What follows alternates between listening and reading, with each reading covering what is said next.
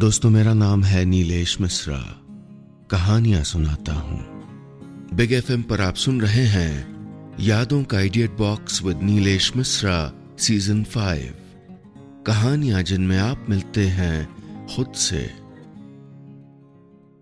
आज मैं आपको सुनाने जा रहा हूं अपनी लिखी कहानी दूसरा प्यार पार्ट 2। इस कहानी के पहले हिस्से में आपने सुना क्रिकेट की ट्रेनिंग कर रही रिद्धिमा मिश्रा को अपने युवा कोच नील जोशी से प्यार हो गया है। ट्रेनिंग के दौरान कड़क रहने वाला नील अपना एक और चेहरा, मासूम, निश्चल, शर्मीला चेहरा दिखाता है। लेकिन रिद्धिमा को पता चलता है कि वो फोन नंबर तो कोई और ही इस्तेमाल कर रहा है, यानी नील जोशी और वो अजनबी दो अलग अलग इंसान हैं। अब आगे। रिद्धिमा ने हाथ में पकड़े रुमाल को ताकत से जकड़ लिया। किसी का तो सहारा चाहिए था उसे। आसपास लोग एक दूसरे को हेलो हाय कर रहे थे, ठहाके गूंज रहे थे। वेटर सबके पास आ आकर वो स्नैक्स पेश कर रहे थे जो बातों के बीच में कोई खाना नहीं चाहता था। और रिद्धिमा को इन सब के बीच सिर्फ एक शख्स दिख रहा था जो उसे भीड़ के बीच में देख रहा था, उसका कोच नील जोशी। यही तो था वो इंसान जिससे उसे प्यार हो गया था। यही तो था वो सख्त कोच जो उसे सबके सामने डांटता रहता था।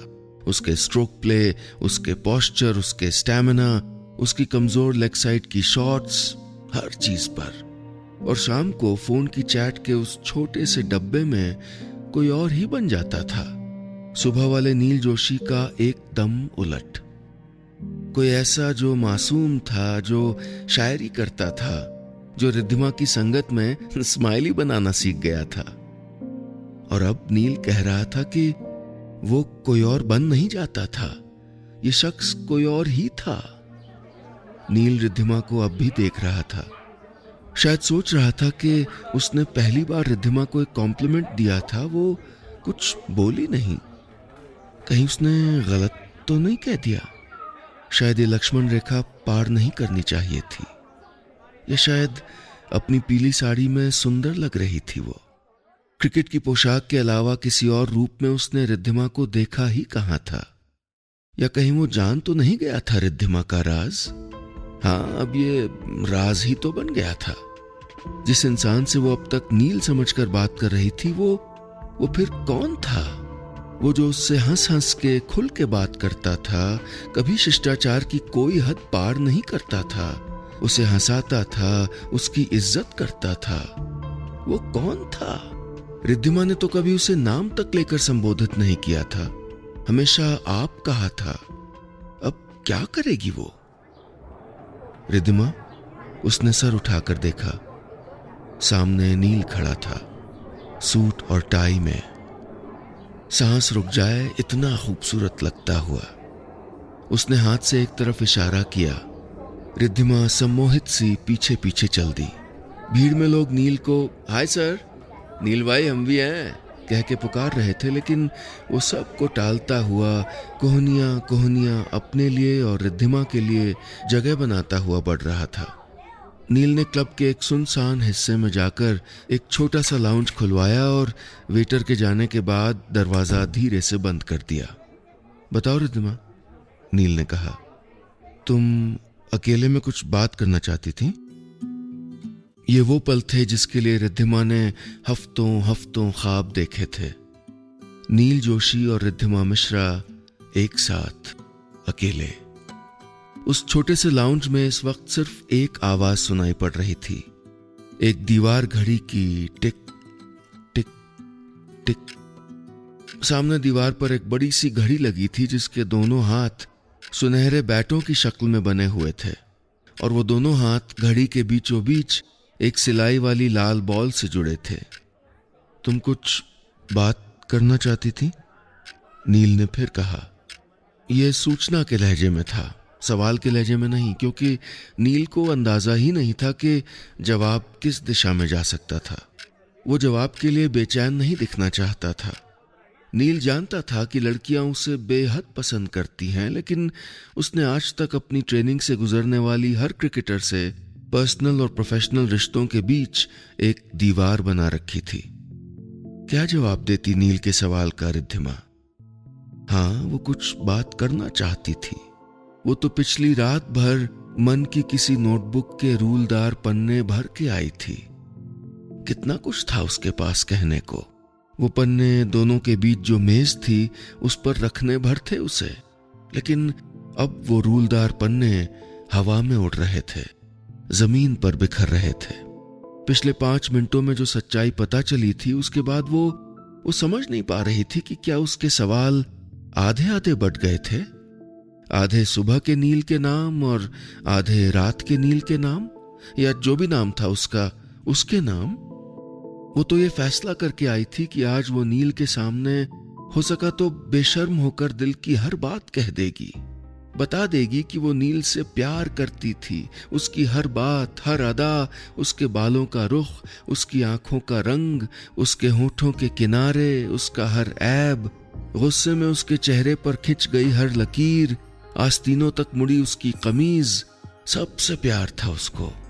रिद्धिमा बताना चाहती थी नील को उसकी खूबसूरत आंखों में देखकर कि उसकी मोटरसाइकिल पर उसके साथ बैठकर उसकी कमर को अपने दोनों हाथों से बांध लेना चाहती थी। बचपन में जब मम्मी उसे और सौम्या को गांव में पूजा के लिए बाग ले जाती थी तो वो दोनों अपने छोटे छोटे हाथ वट वृक्ष की गोलाई में बांधने की कोशिश करती थी। माँ कहती थी कि जिसके दोनों हाथ पेड़ के दोनों तरफ से एक दूसरे तक पहुंच जाएंगे उसकी हर इच्छा पूरी हो जाएगी। काश रिद्धिमा नील को बता पाती कि वो उसकी कमर के चारों ओर हाथ बांध के देखना चाहती थी कि उंगलियां एक दूसरे तक पहुंचेंगी कि नहीं, कि उसकी इच्छा पूरी होगी या नहीं। कैसे अटपटे थे ये पल। रिद्धिमा को ठिठुरन महसूस होने लगी। शायद कमरे में चलता एसी ज्यादा ठंड फेंक रहा था, या शायद घबरा रही थी। वो जानती थी कि उसकी सीधी सरल जिंदगी कुछ टेढ़ी मेढ़ी होने वाली थी। जानती थी कि प्यार करने का मतलब खुशी के साथ तकलीफ भी होता है। अचानक उसका फोन बजा। मम्मी का वीडियो कॉल आ रहा था। मम्मी जब भी कुछ अच्छा बना रही होती या खरीदारी का कोई फैसला नहीं ले पा रही होती थी तो चौके से या दुकान से कहीं से भी तड़ से वीडियो कॉल कर देती थी। रिद्धिमा ने फोन काट दिया। फोन फिर बजा। उसने फिर काट दिया। तीसरी बार वीडियो नहीं वॉइस कॉल आया। फोन काहे नहीं उठा रही हो? अभी खत्म नहीं हुई तुम्हारी पार्टी?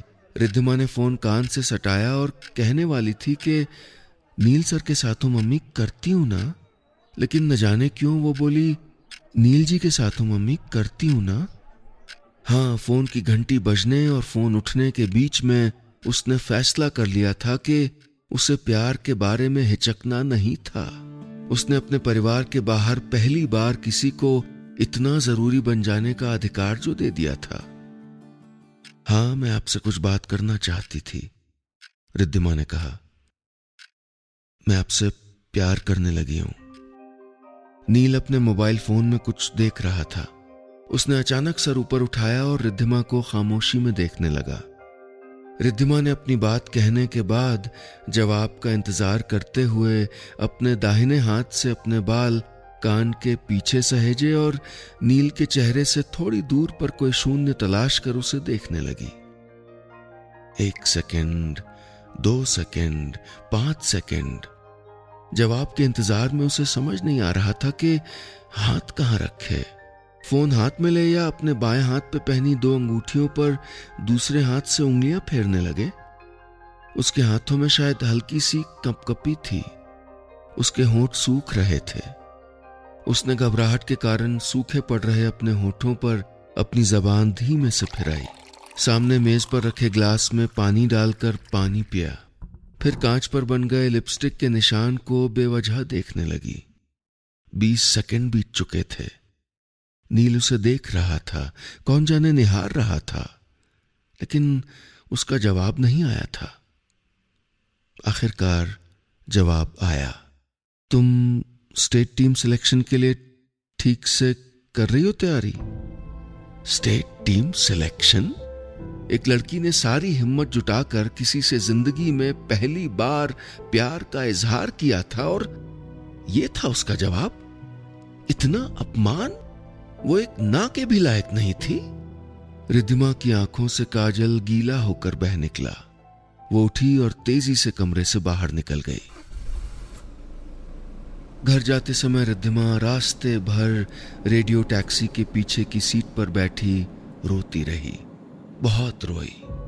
बैग में पड़ा टिश्यू पेपर खत्म हो गया। हाथों से आंसू पोंछे।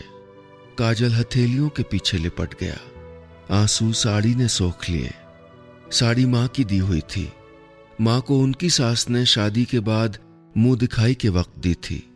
रिद्धिमा ने आज पहली बार पहनी थी। माँ को वीडियो कॉल पर दिखाकर एक एक चुन्नट पर ठीक है कि नहीं उनसे पूछकर माँ के सामने पहली बार इस तरह सजी थी। आज बहुत अच्छे से सजी थी। किसी और के लिए पहली बार सजी थी आज, और इस तरह अपमानित हुई थी। Taxi driver rear view mirror में 2 बार देख चुका था। शायद पूछना चाहता था कि एमजी रोड से चलना है या बुद्धा पार्क के सामने से, लेकिन रिद्धिमा की हालत देखकर हिम्मत नहीं कर पाया और ये तुक्का मारकर कि किस रास्ते में उसको ज्यादा भाड़ा मिलेगा उसी से चल दिया। माँ का फोन फिर से आ रहा था। इस बार वॉइस कॉल था। रिद्धिमा को अपनी पानी पानी आंखें छुपानी नहीं पड़ी। हेलो, रिद्धिमा ने धीरे से कहा। माँ चहक रही थी। हाँ बिट्टो, अरे का बोले सब साड़ी के लिए, बता ना सारी बात डिटेल में। कुछ नहीं मम्मी, सबने पसंद की। रिद्धिमा खुद को संभालते हुए बोली। अरे पसंद तो करेंगे ही, उसमें कौन बड़ी बात है। ये बता किसने क्या कहा, सहेलियां जल के मरी कि नहीं। खूब जल रही थी सब मम्मी। रिद्धिमा की आंखें भी आंसुओं से जल रही थी। अरे वाह, मजा आ गया। चलो दादी की दी साड़ी है, बता देना उनको फोन करके, खुश हो जाएंगी। और कोचवा क्या बोला ये बता। मम्मी बैटरी खत्म हो रही, बाद में करते हैं घर पहुंच के। रिद्धिमा ने जल्दी से फोन काटा और बड़े बड़े आंसू उसके गालों पर बहने लगे। घर पहुंचकर कपड़े बदलकर उसने सबसे पहले वो पीली साड़ी बेरहमी से तह करके वापस उसी अलमारी में रख दी जहां वो 2 साल से गुमनामी में जी रही थी। माँ का फोन फिर आ रहा था। वो हर शाम रिद्धिमा से पूछती थी कि खाना खाया कि नहीं, शाम का दिया जलाया कि नहीं। रिद्धिमा ने फोन स्विच ऑफ कर दिया। थोड़ी देर बाद उसने फिर फोन ऑन किया। शायद इंतजार कर रही थी कि नील का कोई मैसेज आया हो। शायद उसने अपनी बदतमीजी के लिए माफी मांगी हो। शायद उसे एहसास हो गया हो कि वो भी रिद्धिमा से प्यार करता था, क्योंकि रिद्धिमा जानती थी कि वो नील से प्यार करना खत्म नहीं कर सकती थी। लेकिन उसके फोन में मैसेज उस इंसान का था जिससे वो अब तक नील समझकर बात कर रही थी, जिसका अब उसे नाम तक नहीं मालूम था। रिद्धिमा, मैं बहुत दिन से कुछ कहना चाह रहा था। I can't hold back now. I love you. नन्ही सी जान, उसका नन्हा सा दिल, और उस दिल में थी एक नन्ही सी ख्वाहिश कि वो इंसान जिससे वो दिन और रात प्यार करने लगी थी, वो इंसान काश उसे भी वापस प्यार कर ले। लेकिन एक नन्हे से दिन में वो अधूरी प्रेम कहानी थोड़ी और अधूरी हो गई थी, थोड़ी और पेचीदा। वो प्यार जो रिद्धिमा ने किया था वो 2 इंसानों के बीच बट गया था। उनमें से एक इंसान ने रिद्धिमा के प्यार के इजहार के सामने खामोशी की एक दीवार चुनकर एक पल में उसे ठुकरा दिया था, और दूसरा इंसान, जिसका वो अब तक नाम भी नहीं जानती थी, उसने आकर वो 3 शब्द उसके चैट बॉक्स के छोटे से कमरे में आकर कह दिए थे, जिन्हें पढ़ने का वो हर बार इंतजार करती थी जब भी ऊपर लिखा आता था नील इज टाइपिंग। जी हाँ, नील के ऑफिशियल नंबर को उसने कोच सर के नाम से सेव किया था, और जिस दिन उसका पर्सनल नंबर जुगाड़ से मिला था उसे सिर्फ नील नाम से सेव कर दिया था। वो अपनी फोन लिस्ट में गई और नील की जगह सेव कर दिया अजनबी। वो उस इंसान से आज उसका नाम नहीं पूछ सकती थी जिससे वो इतने दिनों से बेतकल्लुफी से बात कर रही थी। उसको क्या लगता, बिना नाम जाने एक अनजान आदमी से ऐसे खुल रही है। ये कैसी लड़की थी आखिर? क्या रिद्धिमा उसे ब्लॉक कर दे? लेकिन क्यों? उसने रिद्धिमा का क्या बिगाड़ा था? कभी कोई गलत बात नहीं की, कभी कोई सीमा नहीं लांघी, कभी फ्लर्ट नहीं किया, और आज वही इंसान जिसके ब्लू टिक का इंतजार नील जोशी समझकर रिद्धिमा रात रात किया करती थी, वो खुद रिद्धिमा के ब्लू टिक को देखकर बेसब्री से उसके जवाब का इंतजार कर रहा था। वो फिर टाइप करने लगा, तुमने जवाब नहीं दिया। आई एम सॉरी, शायद मैं अपनी लिमिट क्रॉस कर गया, मुझे ऐसे नहीं कहना चाहिए था। I am sorry. रिद्धिमा अब भी बहुत देर तक उन शब्दों को देखती रही, बिना कुछ कहे। मुझे नहीं मालूम है कि इसके बाद तुम मुझसे बात करना चाहोगी या नहीं। प्यार का इजहार करना और फिर ठुकरा दिया जाना, ये कैसे होता है और कैसा होता है, ये मैं जानता हूं। मैं तुम्हें परेशान नहीं करूंगा। तुम अगर मुझसे जुड़ी रहना चाहोगी तो इंतजार करूंगा। इंतजार। रिद्धिमा ने पिछले कई महीनों से इंतजार ही तो सीखा था, लेकिन इंतजार जब पूरा हुआ तो ये कौन से तहखाने में लाकर पटक दिया था उसको। रिद्धिमा ने फोन उठाया। वो शायद अजनबी से कुछ कहना चाहती थी, लेकिन वो ऑफलाइन हो चुका था। एक ही दिन में क्या 2 रिश्ते टूट गए थे। सुबह के 5 बज रहे थे। रिद्धिमा उठी और फोन देखा तो उसमें 8 मिस्ड कॉल्स थे। 3 माँ के, 5 छोटी बहन सौम्या के। मैसेज भी थे। कहाँ हो बिटिया, फोन बंद करके सो गई हो? दीदी चक्कर क्या है यार, वियर्ड बिहेव कर रही हो आजकल। मुझसे कब लास्ट तुमने नॉर्मल बात की थी, याद है तुमको? कोई लड़के वड़के का चक्कर तो नहीं है? रिद्धिमा ने दोनों को मैसेज किया कि वो सो गई थी और फोन डिस्चार्ज हो गया था। उसका वही पुराना सेफ बहाना। बिट्टो, 1 सेकंड में मैसेज आया। माँ चिंता में जल्दी उठ गई थी। हमें बड़ी फिक्र हो रही है तुम्हारी। काहे? रिद्धिमा ने पूछा। एकदम बुझी बुझी हो, न बात न चीत। शर्मा आंटी से कह के आज नजर उतरवाओ तुम सबसे पहले। साड़ी पहन के गई थी ना आज मार सुंदर बन के, नजर लगी है तुमको पक्का। मम्मी बस जरा थके थे, जल्दी सो गए थे, इतना क्या इशू है? मम्मी एक और मैसेज लिखी रही थी कि रिद्धिमा अजनबी। जी हाँ, मुझे भी वही नाम इस्तेमाल करना पड़ेगा जो रिद्धिमा ने फोन बुक में सेव किया था। वो अजनबी के मैसेज बॉक्स में झांक चुकी थी। शर्म आई उसे खुद पर। एक अच्छे इंसान का दिल दुखाया था, एक ऐसा इंसान जो उसे पसंद था, जिसे वो चाहती थी। उसने टाइप किया, आई एम सो सॉरी, जवाब नहीं दे पाई, कुछ परेशान हूं आज, कुछ नाराज हूं। फिर जल्दी में टाइप किया, नहीं आपसे नहीं, कुछ मैथ से रिलेटेड। कहना चाहती थी, आप कौन हैं, आपका नाम क्या है, कहाँ रहते हैं आप, कैसे जानते हैं मुझको, और मुझसे प्यार क्यों करते हैं। लेकिन कुछ भी नहीं लिख पाई। 1 मिनट में अजनबी ऑनलाइन था और शायद जो शेर उसने शाम को लिखा था वो पेस्ट कर दिया। कभी वो पूछते थे और हम खामोश रहते थे, वो इस पे रूठते थे और हम खामोश रहते थे। वो दिल की बात कहने और छुपाने में लगे रहते, वो दिल से जूझते थे और हम खामोश रहते थे। मगर जो आज हमने दिल का किस्सा उनसे कह डाला, वो बदला ले रहे हैं हमसे, वो खामोश रहते हैं। वो चेहरा देखते रहते हैं मेरा, कुछ नहीं कहते। मैं उनसे इश्क करता हूं, वो क्यों खामोश रहते हैं। रिद्धिमा की आंखों से आंसू निकल आए। जिस इंसान की शायरी की वो इतनी मुरीद थी, वो आज खुद उस पर शेर लिखने लगा था। वो कुछ लिखने को हुई, फिर ऑफलाइन हो गई। किसी और की खामोशी का जवाब किसी और को वैसी ही खामोशी से देने लगी थी रिद्धिमा। वो जानती थी कि वो अजनबी को बहुत पसंद करती थी, लेकिन अब तो ये उस हाड़ मांस वाले नील से अलग कोई इंसान था। कल से आज में ये फर्क था कि रिद्धिमा की जिंदगी में आज 2 लोग थे जो उसे पसंद थे। तो उसे प्यार नील से था या अजनबी से? क्या एक इंसान एक ही वक्त पर 2 लोगों से प्यार कर सकता है?